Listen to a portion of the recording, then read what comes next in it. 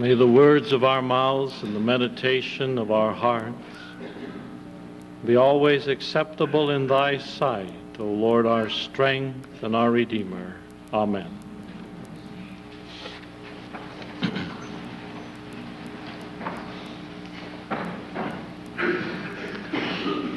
I want to thank you all for coming out in this time of flu and difficulties to share my last Christmas with you.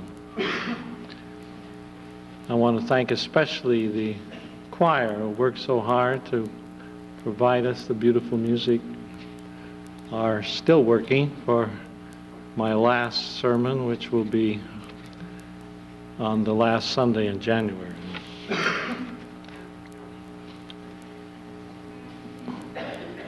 O Holy Child of Bethlehem, be born in us today.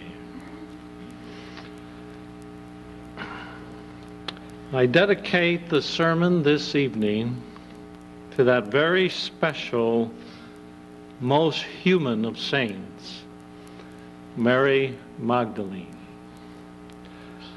The reason for this dedication lies in a dream I had recently.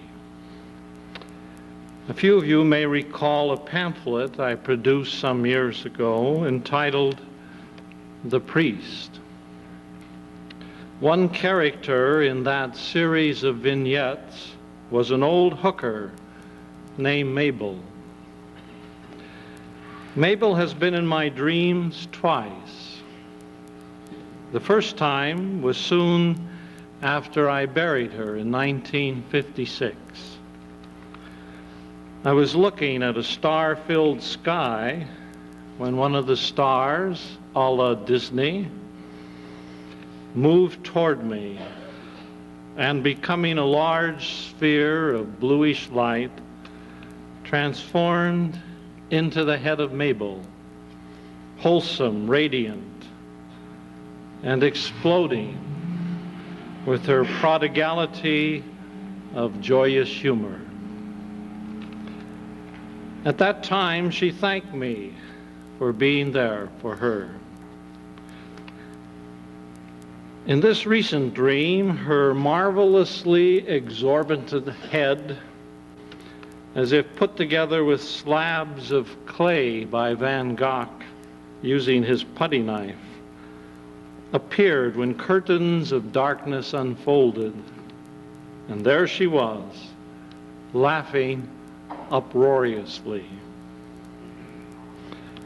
"Tell them about me and Mary," she said in her familiar whiskey-like semi-bellow. She meant, of course, Mary Magdalene, who was one of our favorite topics of conversation. Neither Mabel nor I intend any disrespect for that Holy Mary, Mother of Jesus, on this most sacred of her nights. Indeed, quite the opposite. The Virgin Mary, however, is a transcendent symbol. In Roman Catholic doctrine, barely human, constructed without the original sin that infects the rest of us, thereby incapable of death. She merges readily into the symbol of the Divine Mother, the feminine energy of the Godhead. And indeed, there is a segment of Roman Catholic thinkers who wish to anoint her as co-mediatrix, co-redemptrix, and having co-presence in the sacrament. These are issues that did not occupy Mabel and me. We were interested rather in what Rilke called, quote, this more human love, that which we are preparing with struggle and toil, end of quote. For us, the two Marys were really one. The totality of the feminine experience. But it was Mary Magdalene who could join us for tea. Mabel, born in the 1870s, had been sexually abused over a period of many years as a child. She ran away to New York, where a pimp put her to work, and in her later years ended up in Los Angeles. When I met her, she lived in a garret-like area, dying of lung cancer, and pretty much alone, except for an occasional elderly visitor. She was in her middle 70s. She had read voraciously and, in her own unique vision, tried to make some sense out of the human scene. Everywhere she had looked for 7 decades, she had seen greed, manipulation, betrayal, cheating, abandonment, brutality, and cruel power. Yet, there wasn't a bitter bone in her body. I can't quote her because her language was far too raw for this service. But in essence, she saw these negative things as just a part of nature, even as the wind, the rain, the mountains are a part.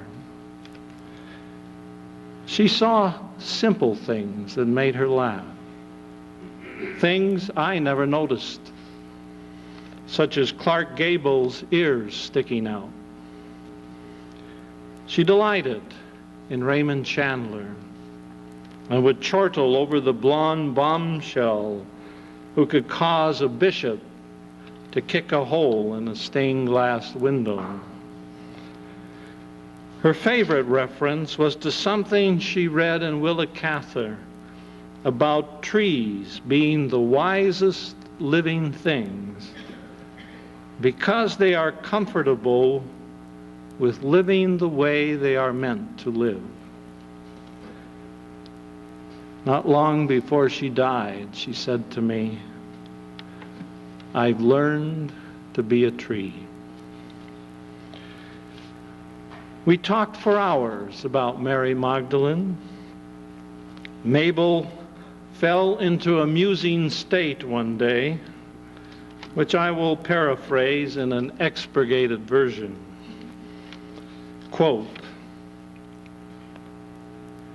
"She got tired. You get so tired. Not so much with the act. Some of the Johns are so pitiful, you just feel sorry for them. No, you get tired from being on the outside. Always on the outside. But a lot of the Johns would rather talk than anything else. And you look through their windows from the outside. And they look through other people's windows from the outside. So you are outside the outside. And you get very tired being outside the outside. You just don't care. You do all the movements, but you aren't there. You're outside in a void someplace.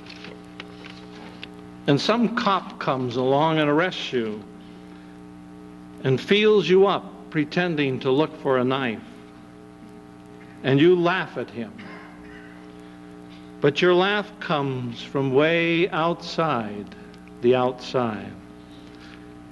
You really don't care. You just feel sorry for that stupid cop. And you're Mary Magdalene, all alone outside. the great pretender, making some poor guy think he's interested in your piece of goods. You pretend it matters, but it doesn't. And you wait. For what? For the void to swallow you. For some stupid cop. For Godot. For Clark Gable and his big ears. For the scream to break out. Mary Magdalene waited also. And waited. And waited. Just as we all do.